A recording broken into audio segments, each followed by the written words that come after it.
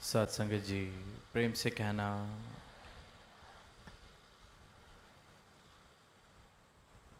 यहाँ इस मैदान में एक बार फिर ये भव्य नज़ारा बना है।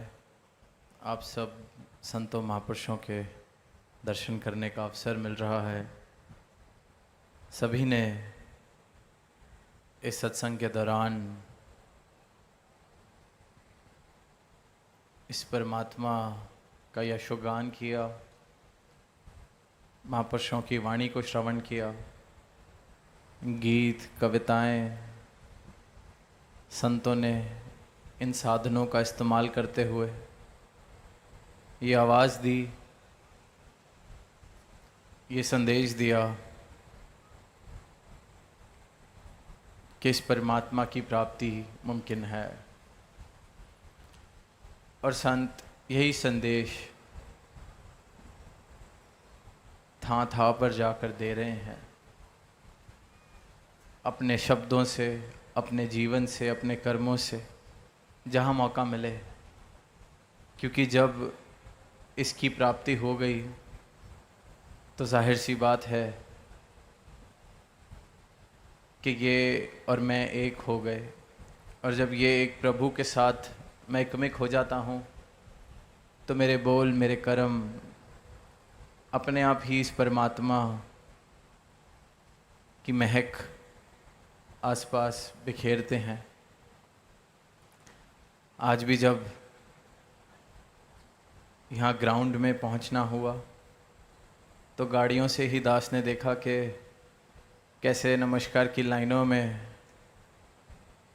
सेवादल के महात्मा जो महापुरुष लाइनों में लगे हैं उनके ऊपर पंखा कर रहे थे हाथ से हिला के। वो जो हाथ से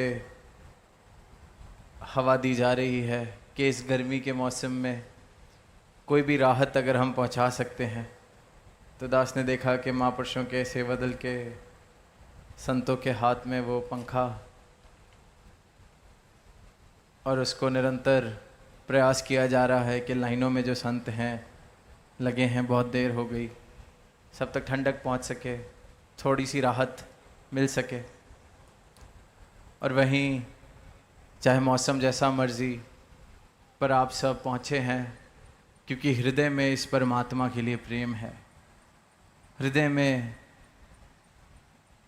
ये भाव है कि संतों के साथ सत्संग करने का अवसर मिलेगा, ये भक्ति और परिपक्व होगी।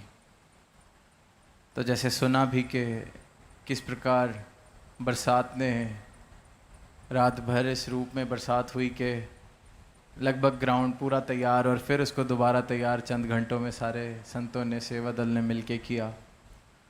तो ये जो अनथक सेवा वाले भाव हैं ये बहुत मुबारक हैं, और इन्हीं के कारण ये आज जो सबब बन रहा है। और जैसे बरसात का रूप था और फिर भी यहाँ ये इतना विशाल समागम हो पा रहा है, तो ये भी सद्गुरु की कृपा।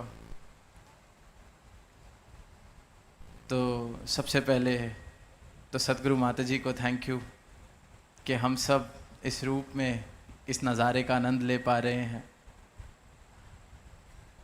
और ये अनेकों बार हमने इस बात को सुना, आज भी जिक्र हुआ, एक, इस एक को जानना, इस एक को पा लेना, नो वन बी वन। समस्त सद्गुरु जिस भी रूप में आए, समस्त धर्मों का एक ही सार है, इस एक की प्राप्ति कर ली जाए। इस एक की प्राप्ति जिस भी रूप में, जिस भी समय में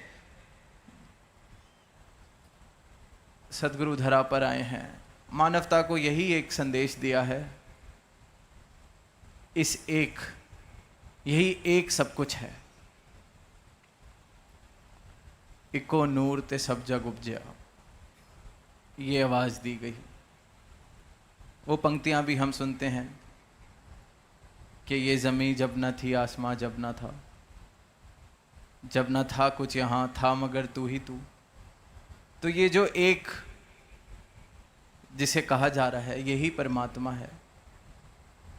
इसी की प्राप्ति धार्मिक होना है, इसी की प्राप्ति इंसान कर सकता है इस मानस जन्म में। अवतार बानी में पंक्तियाँ आती हैं, इस एक तो बने अनेका, एक के चो सब आंदे ने, कि इस एक से ही अनेक बने हैं और एक में ही, इस एक से ही सबका जन्म, इसी में ही सब, इसी से ही सब आए हैं। एक नूर तो सब जग उपजया, वो वाली बात। ये जितनी सृष्टि, जितनी रचना हम देख रहे हैं, ये इस एक से ही आई है। चाहे हम सारे मानव, हम सोचते हैं कि हम अलग अलग हैं, अगर एक दूसरे को किसी के साथ तुलना भी करते हैं या अपने आपन वाला भाव भी दिखाते हैं, तो जो मेरी संस्कृति वाला, मेरे देश वाला, मेरे रंग वाला, मेरी बोली वाला, मेरी जात वाला, मेरे कुल वाला, अपने अपने तरीके से हम सोचते हैं कि ये मेरा अपना है। पर सद्गुरु ने ये समझाया कि ये तो सब एक से ही आए हैं। ये जितनी रचना, जितना संसार दिख रहा है, इस एक से ही आया है। जैसे अगर किसी ने समुद्र देखा है, सागर देखा है, सागर में लहरें उठती हैं, लहरें अनेक अनेक लहरें उठती हैं और तट पर आकर खत्म। पर सागर एक ही है, लहरें अनेक हैं। इसी प्रकार ये परमात्मा एक है। सोचें कि जैसे एक महासागर है परमात्मा, और हम सब, ये जितनी सृष्टि है, ये लहरें हैं। इस परमात्मा रूपी महासागर की लहरें जो उठी तो हैं, फिर वापस समा जाना है इस महासागर में।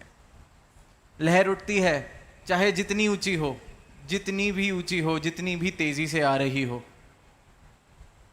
सागर में से ही उठती है। बिना सागर के लहर का कोई वजूद नहीं, लहर हो ही नहीं सकती। और जितनी ऊंची हो, वापस उसको उस सागर में ही मिलना है। तो जितनी सृष्टि हम देख रहे हैं, लहरों की तरह ये भी आने जाने वाली है। जैसे एक लहर जितनी भी ऊंची उसकी अस्तित्व हो, जितना भी ऊंचा उसका अस्तित्व हो, उसने वापस समा जाना है सागर में। इसी प्रकार ये जो सृष्टि है, ये अनेक, चाहे हम इंसान हैं, चाहे ये धरा है, चाहे जो कुछ है, जितने भी वर्ष के लिए है, पर सीमित इसका अस्तित्व है। इसने फिर खत्म हो जाना है, इसलिए क्षणभंगुर कहा गया है। इसलिए जो कुछ भी परिवर्तनशील है, वो कहा गया है कि माया है, झूठ है। अब लहर तो देख ली, किसी ने सिर्फ समुद्र के किनारे से ही समुद्र को देखा हो और सिर्फ लहरों को देख के सोचे कि सागर का सारा अस्तित्व ये लहरें हैं, तो वो गलती कर रहा होगा। उसके पास वो दृष्टि नहीं है कि पूरे सागर को वो आगे जाके देख पाए।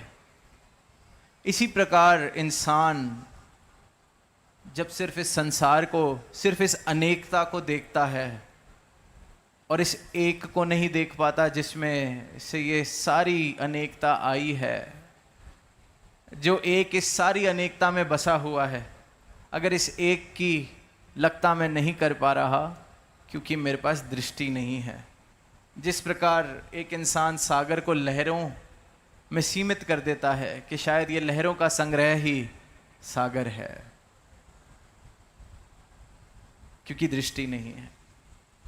दृष्टि मिल जाए तो समझ आ जाए कि ये सागर है, इतना विशाल, असीम। ये लहरें तो कुछ भी नहीं इसके अस्तित्व के सामने। ये तो इसमें से उठती हैं, वापस इसमें समा जाती हैं। अब लहरें तो समा जाती हैं, पर ये आत्मा,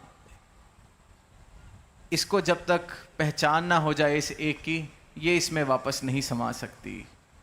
इसको पता हो कि कहाँ जाना है, ये मेरी नज़र जो है, मुझे भी दृष्टि मिल जाए, जो ये अनेकता जो दिख रही है पर इसके अंदर समाया हुआ एक मैं देख सकूं।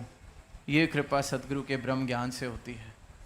और जिसने भी इस एक की प्राप्ति की है, फिर उनके लिए भी कहा शहंशाह जी ने कि एके नू पहचानन वाले एके विच समांदे ने। एके दे जो रंग विच रंगया, रंगे ओना मान लिया। अवतार कहे ओ हरि दे बंदे जिन्ना एका जान लिया। ये एक पंक्ति कि हरि का बंदा ही वो है जिसने इस एक को जान लिया है, एक को देख लिया है, एक के दर्शन कर रहा है, जिसने ये अनेकता भरा संसार, परिवर्तनशील संसार, इसमें बसा हुआ एक, किस में से ये उपजा है, जिस एक में से ये उपजा है, जिसने इसका बोध कर लिया, वो ब्रह्मज्ञानी, वो हरि का बंदा, वो सही मायनों में धार्मिक। क्योंकि धर्म का सारा सार यही है कि इस एक की प्राप्ति हो सके, इस एक को जाना जा सके। एक बार एक इंसान, आंखों में कुछ इस प्रकार का उसके दोष होता है कि उसको दो दिखाई देते हैं। कई बार हम देखते हैं आंखें धुंधली हो जाएं तो दो दिखते हैं, उसको दोष ही कुछ इस प्रकार का आंख में कि उसको दो दिखाई देते हैं। सामने एक इंसान खड़ा हो, उसको दो दिखाई देते हैं, कुछ भी उसको दो दिखता है। अब वो अपने गुरु का बड़ा प्रेमी था, सेवा में लगा हुआ था, तो गुरु ने इशारा किया, जा रसोई से शहद की डब्बी ले आ। अब वो रसोई में गया हुक्म अनुसार, फिर कुछ देर में वापस आया। गुरु कहता है कहाँ है शहद? कहता है मैं यही पूछने आया हूँ, वहाँ दो डब्बियाँ पड़ी हैं शहद की, कौन सी लानी है? दो कांच के बर्तन हैं जिसमें शहद है, कौन सी वाली लानी है? तो गुरु आगे से कहते हैं कि एक काम कर, एक शहद वाला बर्तन तोड़ दे, जो बच जाएगा तू वो ले आ। अब वो यही करता है, एक तोड़ा तो दोनों टूट गए, क्योंकि था तो एक ही। आंखों का दोष है, आंखों में धुंधलापन है कि दो दिखाई दे रहे हैं। इस छोटी सी प्रक्रिया से गुरु ने समझा दिया कि इसी प्रकार जैसे यहाँ दो दिख रहे हैं, ये जितना संसार तुझे दिख रहा है, अगर जीवन में द्वैत वाली भावना नहीं खत्म हो रही, वो इसलिए क्योंकि इस एक को पहचाना नहीं, इस एक को जाना नहीं। और जिसने इस एक को जान लिया वो धार्मिक हो गया, उसने मोक्ष प्राप्त कर लिया, उसके जीवन में प्रेम ही प्रेम। तो जैसे उसकी आंख में दोष था, दो दिख रहे हैं, इसी प्रकार अगर मुझे कोई ऊंचा नीचा, अपना बेगाना, गोरा काला, अमीर गरीब, ये फर्क मुझे दिख रहे हैं, तो ये दोष है इन आंखों का। संसार वाली आंखें हैं, गुरु वाली आंख नहीं मिली है। कि दृष्टि बदल जाएगी तो फिर एक, कि ये सब एक से उपजा है, सब एक में समाया है, इस एक से ही अनेकता आई है। नाना तरीके की हम जो सारी सृष्टि देख रहे हैं, जितने जीव हैं, सब इस एक से उपजे। जितनी ये खलकत है, सब इस एक परमात्मा की, और ये परमात्मा के अंदर ही बस रही है। और जिसको ये बोध हो गया वो ब्रह्मज्ञानी, उसके जीवन में फिर आनंद, उसके जीवन में एकत्व स्थापित होता है। अब ये एकत्व, ये नज़र, ये आए कहाँ से? कैसे? वो जो धुंधलापन है कि दो दिख रहे हैं, द्वैत, जीवन में द्वैत है, ये कैसे खत्म हो? कैसे खुद को लहर मानना बंद करूं? क्योंकि जब तक लहर हूं तब तक संघर्ष है कि किसी से ऊंचा उठ के दिखाना है। मुझसे पहले वाली जो लहर थी उससे ऊंचा बनना है, संघर्ष है। और जब ये समझ आ गया कि लहर तो कुछ है ही नहीं, सागर ही सागर है, जो कुछ है सागर से ही लहर, और लहर में ही, सागर में ही वापस इस लहर ने मिल जाना है। भगवान बुद्ध की भी समय की बात सुनते हैं तो एक बारी अपने सारे शिष्यों को सामने बिठाकर आए, तो अंदर से एक कपड़ा लेके आए, सबको दिखाया कहते क्या है ये? कहते ये एक कपड़ा है। अब उस पर एक गांठ बांध दी। कहा क्या है ये? कहते कपड़ा है, पर अब इसमें एक गांठ है और एक ये कपड़ा है। फिर एक और गांठ, फिर एक और गांठ। अब क्या है? अब इतनी गांठें हैं। और फिर सारा कपड़ा खोल दिया। फिर पूछा अब? कहते वापस कपड़ा है। वो कहते बस यही, ये सब कुछ इस एक, सब में एक है। ये जितनी गांठें इस कपड़े पे थीं, ये सारी सृष्टि इसी प्रकार से बनी है। बिना इस कपड़े के कुछ नहीं बन सकता था। ये गांठ नहीं बन सकती थी अगर कपड़ा ना हो। इसी प्रकार ये एक परमात्मा, एक अविनाशी, एक अकाल पुरख, जो हम कहते हैं एक ओंकार सतनाम, ये है। तो इसने सब कुछ रचाया है। इस एक से ही अनेक बने हैं और इसमें से ही सब आए हैं। और जिसने इसको जान लिया, पहचान लिया, इसका रंग मान लिया, वो सही मायनों में फिर हरि का बंदा। अब इस एक को देखा कैसे जाए? आज कहा संतों ने, ज्ञान दी दौलत जेकर चाहो सतगुरु दा सत्कार करो, शीश झुका के कहो सतगुरु नु मेरी सरकार करो। सतगुरु तरस करते हैं, प्रसाद रूप में ये दृष्टि बख्श देते हैं कि मुझे ये एकत्व दिख जाए, ये एक दिख जाए। और जिसने इस एक को प्राप्त किया है, फिर उसने आवाज दी है कि पा लिया है। कबीरदास जी ने भी कहा, काशी काबा एक है कह राम रहीम, मैदा एक पकवान बहुत बैठ कबीरा जीम। एक देखा है, जीते जीते कहा है। आज भी संत कह रहे हैं कि ये एक पा लिया है, जिस परमात्मा को आवाज़ें दी जा रही हैं, जिसके लिए तप त्याग किए जा रहे हैं, जिसको बिना जाने, जिसकी उस्तति गाई जा रही है, जिसको बिना देखे ये दावे किए जा रहे हैं कि हम प्रभु प्रेमी हैं, हमने इसको पा लिया है।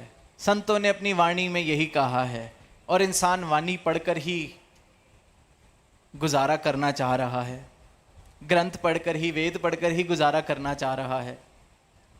भोजन तो खुद खाना पड़ेगा अगर भूख मिटानी है।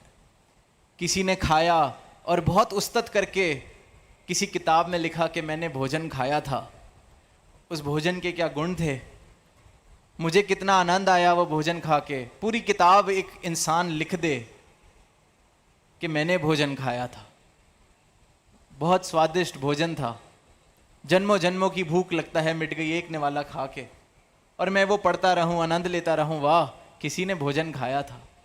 भोजन जैसी कोई चीज़ होती है जिससे भूख मिटती है। मैं पढ़ता रहूं, गाऊं, पढ़ूं, रटूं,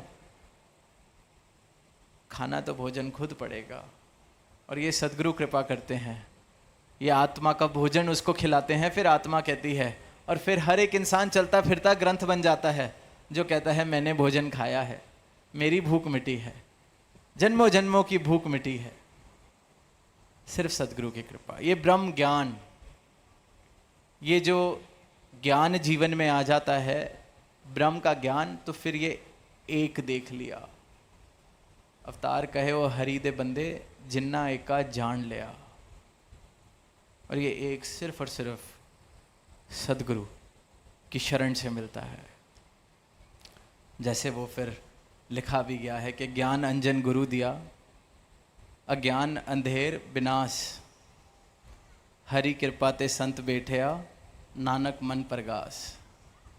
कि ये ज्ञान वाली आँखें मेरे सदगुरु ने मुझे दी, मेरे गुरु ने मुझे दी। और ये ज्ञान वाली आँख मिली तो अज्ञानता वाला अंधेरा इसका विनाश हो गया, मिट गया। जो द्वैत दिख रहा था अब एकत्व दिख रहा है, जो दूर दिख रहा था अब तो सब कुछ उसमें दिख रहा है, जो बड़ा छोटा दिख रहा था वो बड़े छोटे के फर्क मिट गए। कौन बड़ा कौन छोटा, सब इस एक की उपज है। अब ये सिर्फ कथनी वाली बात नहीं रह गई, आंखों ने देख लिया, आंखें, दृष्टि मिल गई, ज्ञान चक्षु मिल गए। हरि कृपा ते संत बैठया, नानक मन प्रकाश। ये मन रोशन हो गया, प्रकाश हो गया। इसमें सदगुरु ने ज्योत जला दी, प्रकाशित कर दिया मेरे अंधकार भरे जीवन को। और जब ये रोशनी मिलती है जब ये आँख मिलती है तो द्वैत खत्म हो जाता है। तो एक कतव, जितनी संतों ने वाणियाँ लिखी हैं, जितने वेद ग्रंथ हुए हैं, सबका सार यही, इस एक की प्राप्ति। और ये एक की प्राप्ति मुमकिन है, जीते जी मुमकिन है। और इस एक को प्राप्त करने के बाद जीवन में जो आनंद की लहर, क्योंकि देखें दुख क्यों है, क्योंकि द्वैत, खुद को दूसरे से अलग, खुद को दूसरे के साथ प्रतिस्पर्धा, कंपटीशन में लगा रखा है। मुबारक है, प्राप्तियां मुबारक हैं, पर हम अगर देखेंगे तो अपनी प्राप्ति की इतनी खुशी नहीं है जितनी किसी और की प्राप्ति का दुख है। अपने नुकसान का इतना दुख नहीं है जितना किसी और के नुकसान की खुशी है। पराया माना है, दूर माना है।